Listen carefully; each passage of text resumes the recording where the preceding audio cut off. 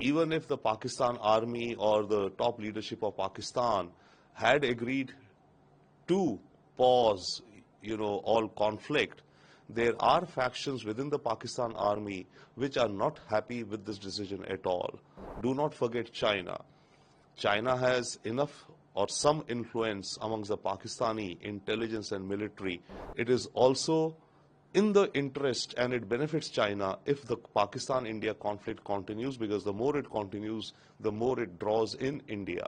The Director General of Military Operations DGMOs of India and Pakistan will take place on Monday evening, official sources said that. No, certainly, the meeting between the two DGMOs is expected today, was at 12 noon. Now it's supposed to be at 5 o'clock in the evening. There could be some, matters which are continuing to be resolved, some nuances to be worked out. And so I think definitely, yes, there is nothing much to read as of now in this delay. This delay can be due to some basic reasons, because, once the understanding had been reached between India and Pakistan that cross-border firing would stop between the two nations, slowly and slowly, almost all, violations have stopped by now. Some were continuing till yesterday also. And it happens. It's in the nature of war and, ceasefires or potential, pause in the conflict, that some chutmut incidents keep happening. So I think they've now petered out, and the DGMO meetings will be held in the evening.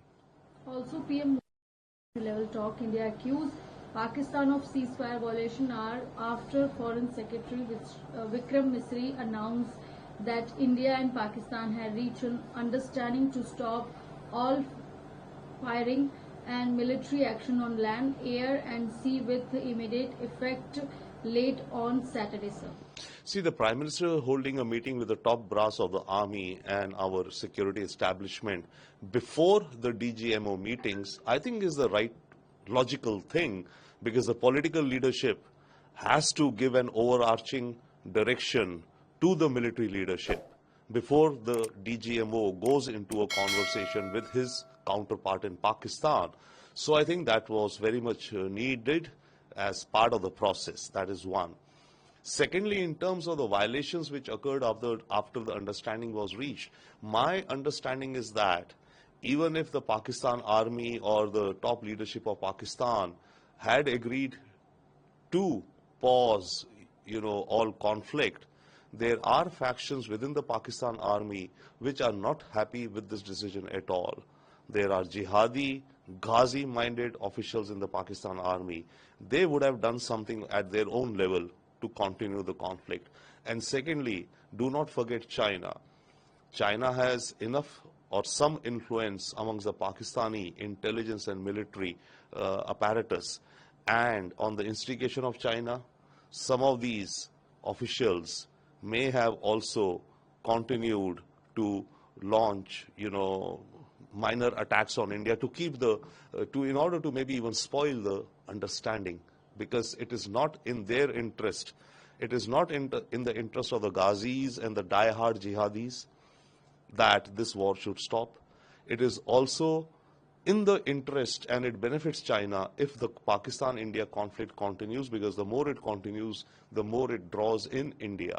So there could be some such elements who would have had continued some sporadic incidents, but overall, with time, I think in the last 24 hours or 36 hours, there is now a pause in any incidents across the border. Also, sir, while the DG migrate and the Indian military shows the debris of likely PL-15 air-to-air missile, which is of Chinese origin and was used by Pakistan during the attack on India. The baggage of the Chinese origin YIHA and Sonagar drones that were shot down by India has also been shown. No, certainly, these are the spoils, or you can say the treasures of war. Once we get these, wreckages or pieces that we recover, we can get to reverse engineer and very well understand the Chinese technology which goes into the weapons that had been used by the Pakistanis. Similarly, the Turkish Songar drones and other drones. So I would think, and every right-thinking person will think, that this is a treasure trove of information. Now we can re-engineer and find out better as to what electronics, jammers, and what all engineering is there in the Chinese drones or missiles which Pakistan had used. And in fact, this would be helpful to us in a situation in future with China. So this is gold for us. Also, during this few years, the character of terrorist activities have changed. Innocent civilians were being attacked. Pahalgaon take पाप का ये घड़ा भर चुका है. See what the DGMO said about the changing nature of terrorism is absolutely on the mark. Over the years, as Kashmir has transitioned towards democracy, right, with a local election out there, and along with it, the security arrangements have been tightened up. The terrorists, the radicals, are finding it extremely difficult to target the army, which they earlier used to, and our security forces. So now they are picking soft targets, and especially soft targets to hurt India's economy, Kashmir's economy, and India's economy overall. You know, when tourists get killed in Kashmir, obviously through the nation it sends a shock wave.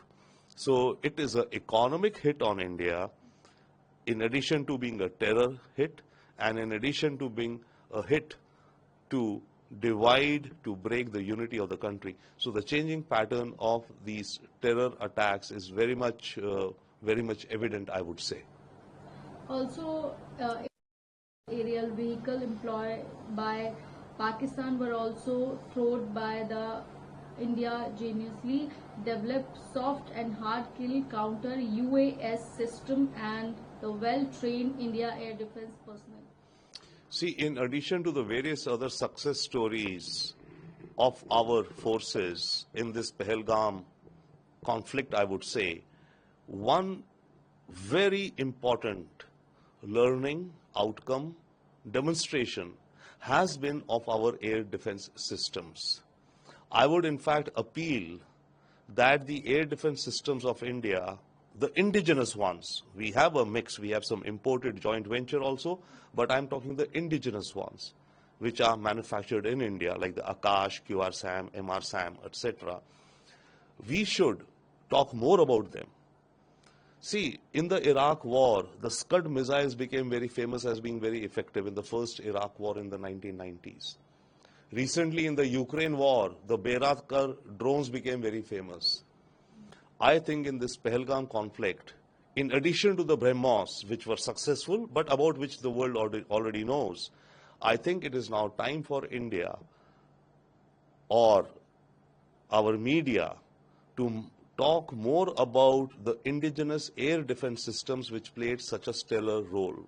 And the reason I make this appeal is because the more we talk about these, the more the world knows about our indigenous air defense systems, their success rates, the more will be the defense export potential of these items. So we have a winner in our air defense indigenous systems. We should let the world know, and we should explore and exploit the world market for air defense systems. There is high visibility. The world is looking at, okay, how could India defend all its strategic assets in the face of the waves of drones and missile attacks that, you know, Pakistan launched with Chinese and Turkish whatever missiles and drones. It's our air defense system which stood up. And in these air defense systems, the indigenous made in India drones, made in India defense systems played an important role.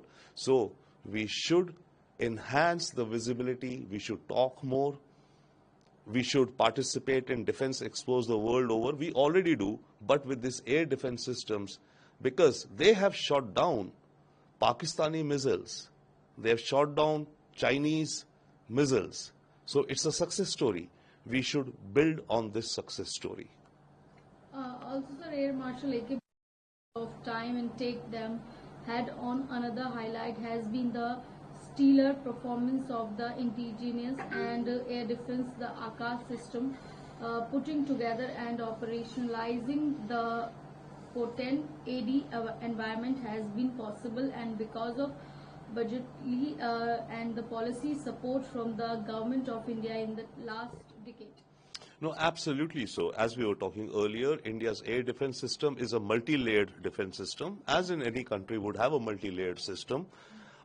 In our multi-layered system, one portion or several equipments are of indigenous origin, that is made in India, some even under the Atmanirbhar program of Prime Minister Modi ji. These systems have performed very well. And of course, credit does go to the central government, I think, whichever be the government in power, but the government of India, for supporting the indigenous development of our air defense systems, which have performed so well. And now, again, as I'm repeating, there can be a very good export market for these systems. So we should tell the world about the success of our made in India air defense systems. Okay, also AK intervene and that for terrorists, and hence we choose to respond. See, what Pakistan has demonstrated, and Pakistani army, that they are fighting on behalf of the terrorists, or rather they are one with the terrorists. This is a most despicable, unfortunate position of any, logical, any credible government. Here we have a government of Pakistan. Its army, it's working in partnership with terrorists. We were hitting the terrorists. Pakistan should have also gone after those same terrorists. Or, stepped back and discussed with India what to do in this case. But Pakistan chose to. It's a conscious decision that Pakistan took. Their political leadership, under pressure from their military leadership, or of course I would assume both political and military are of the same bent of mind right now, the elites. They chose to go with the radicals, the extremists, the villains, and they're fighting alongside them virtually. So obviously they had it coming. They asked for it and India gave it to them.